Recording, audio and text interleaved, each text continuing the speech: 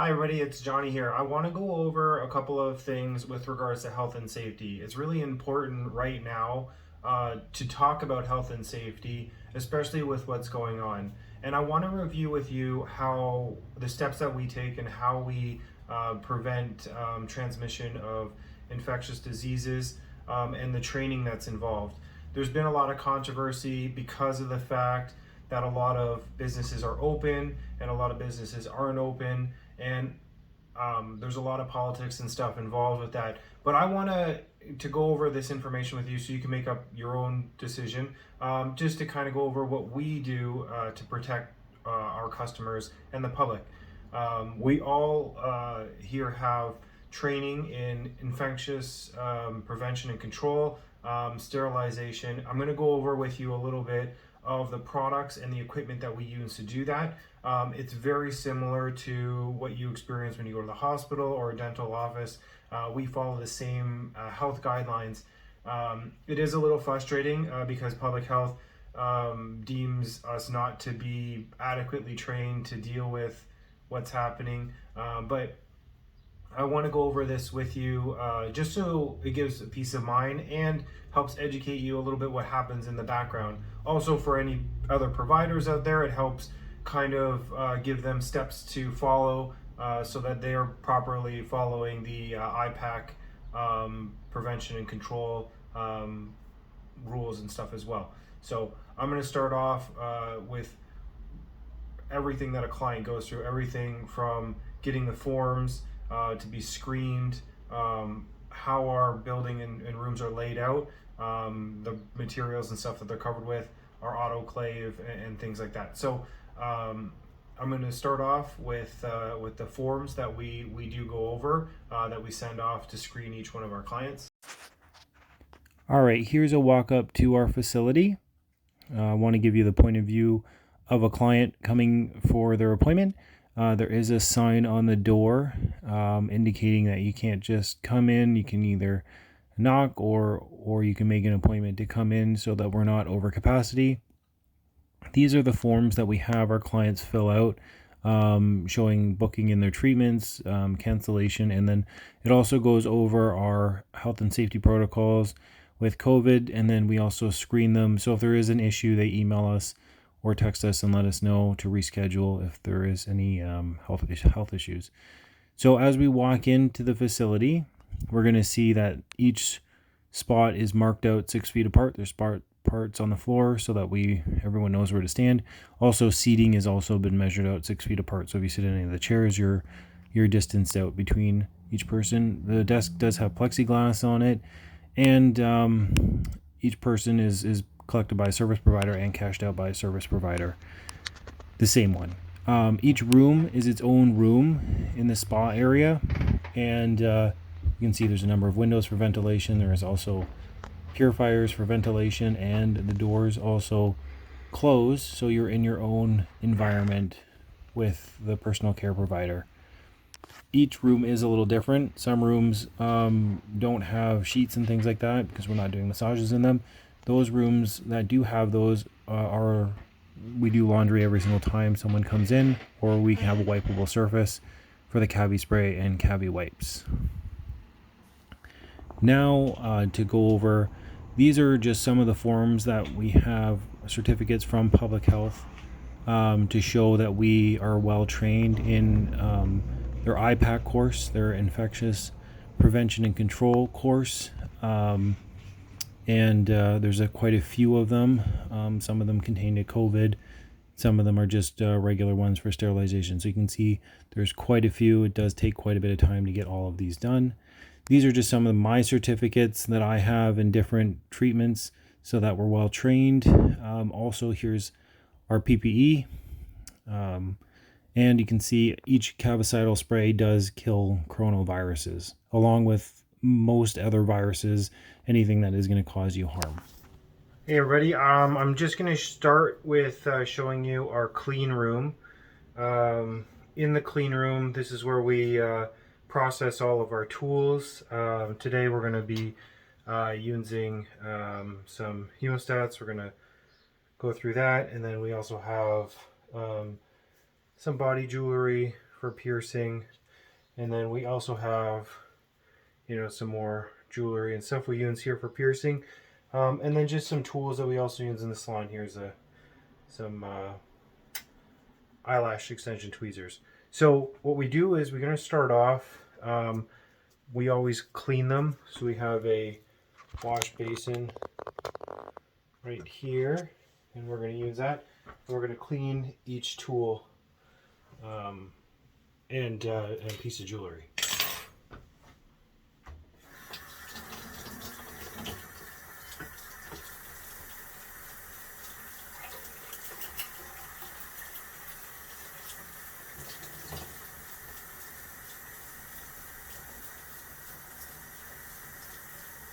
After we clean the tool, what we're going to do is we're going to actually take it and put it right into our ultrasonic. So the ultrasonic uses ultrasound waves, sonic waves, to cavitate the water, and that causes it to vibrate all the stuff off. I'm going to put all the tools in quickly. We had them all pre-washed, so we're going to put them right in here. We have our piercing jewelry. We try to make sure they're all opened up. See how they're opened up? Opened up. Placed into the ultrasonic, and then what we're going to do is it's set. It does have a timer right here, and then what we're going to do is turn this on.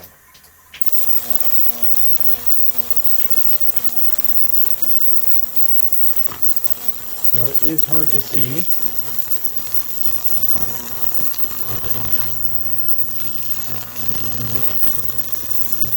But the water is vibrating there really, really fast. Almost impossible to see, and it's almost like a gel.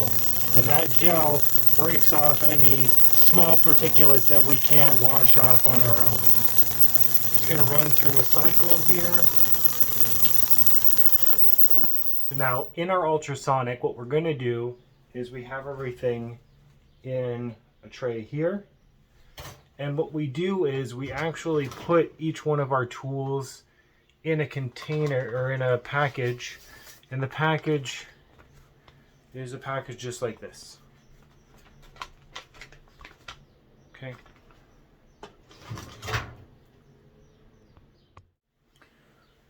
So now when we put our tools in their packaging, we place it right here. This is actually going to go right into our autoclave. I'm going to show you what the autoclave is and how it works. I'm going to show you how we're going to put each tool in its own packaging.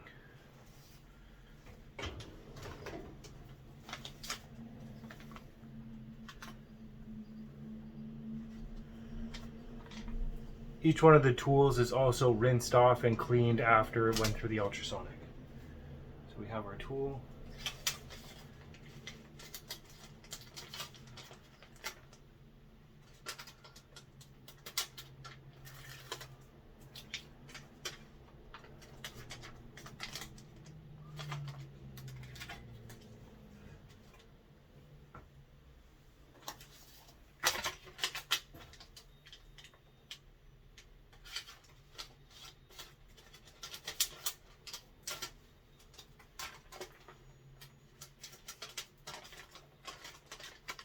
Now the tools all come with an indicator right here. This is going to show that it is unsterilized. It's pink right now. When it runs to the autoclave and then becomes sterilized, this will show that it's ready for use.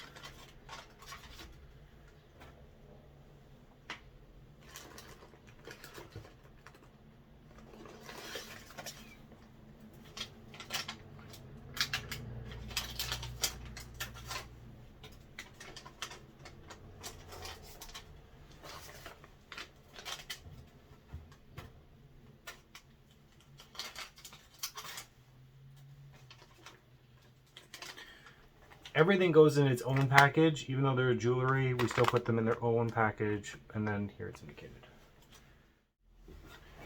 Now that we have everything in our packages, we actually put them in a tray just like this here, and it's a cassette style. So we have the top piece here, and this slides in one piece here, and we click it together. You can feel it's sealed. Air is right there.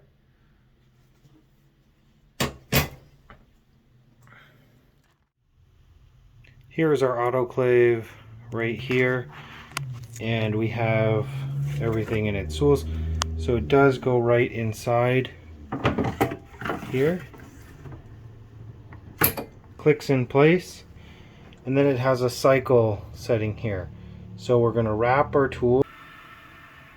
The autoclave works by a temperature gauge here. It increases over time. It takes a little bit of time to warm up, but once it gets up to about 136 degrees Celsius, it maintains that for 10 minutes, and that's what kills the viruses and bacteria. It also uses heat pressure to pressurize the cassette as well.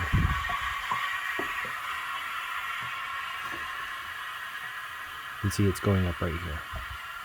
I want to show you this as well. So these are liners that we use as well. So everything is thrown away. They're for pedicures, and people use them, put them in, and it's just a demonstration of everything being sterilized and one-time use. So here's the... So you can see it getting up to temperature. It gets up there for 10 minutes and then runs through a drying cycle, and then remove the cassette. Here's a picture of the lab that we use, that we send our sport tests off to every 2 weeks. So I want to go through our total process here. So this is one of the hemostats that went through the autoclave, and you can see here, right here indicated, this is now gray. It was pink before, so it's gray now. And then it's a one-time use item, and then it's re-sterilized. It's all in its own sealed packaging, and that's what we do here. Whenever we can sterilize a piece of equipment, it's sterilized and then it goes in there. Or it's a one-time use, like a needle, and then that goes in the sharps container and is only used one time and is disposed of afterwards. That way all of our tools are sterilized and clean and good for each one of the clients. That way we're not any risk of transmitting any infectious disease whatsoever. So I wanted to go through everything with you. I hope it was educational. It was a little long, but I want to recap with you just kind of strictly what we do with our clients that come in.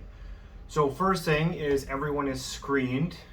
We email out informational pamphlets. They ask if they're okay health-wise.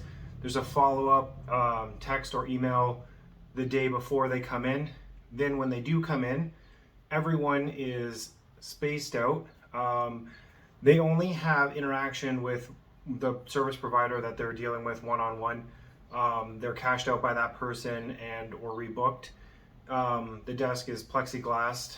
There's markings on the floor. Each person comes up and goes into their own isolated room. The room also, by the way, is vented and has either windows or a purifier, a HEPA filter. And then at all times, the client has to wear a mask. We have to wear a mask. We use a variety of masks. I personally like N95 masks just because it creates an air seal. So when I wear glasses, it doesn't fog up. But surgical masks or N95 masks, everyone wears gloves. Each room is cleaned with a cavicidal spray of some kind. There's a number of different kinds just because there were shortages. We normally like using cavicide, but in specific, it does kill coronaviruses, along with all other forms of infectious transmittable diseases. We do deal with blood, so those are things that we do want to make sure that we are paying attention to. The other thing that we are kind of going over is our tools, and we do all of that kind of behind the scenes, but each tool is sterilized and wrapped. We have a chart that keeps track of it. Every 2 weeks, we do send a spore sample to show that our sterilizing equipment is working correctly to a lab, and that's an extra cost. When a client is finished, we do clean all surfaces down with a cavacidal spray or wipe. Also railings and things like that too, and doorknobs. And the floors are bleached and cleaned every night fully. But I mean, also it's sprayed down from the service provider at the end of each client interaction. So that does take extra time. We take about 15 minutes before and after a client comes in to properly clean everything. And again, it's something that we've always kind of done. So I wanted to recap with that. I wanted to give you this information specifically so that we can show public health that we do follow all their guidelines. We've taken all their courses and we've done all these things. And it's for the protection of the public. And also I wanted to let you know so you can make up your own mind about what the politics are and what is fair. Any questions or comments, please let me know. If you do have any other questions about our procedures, or you want to do a consultations, we're open to that. We're doing them online right now. We can do a video chat, or when we're able to open, we can meet and do them together. All right, thanks a lot, and thanks for supporting me. And you guys stay safe and stay healthy.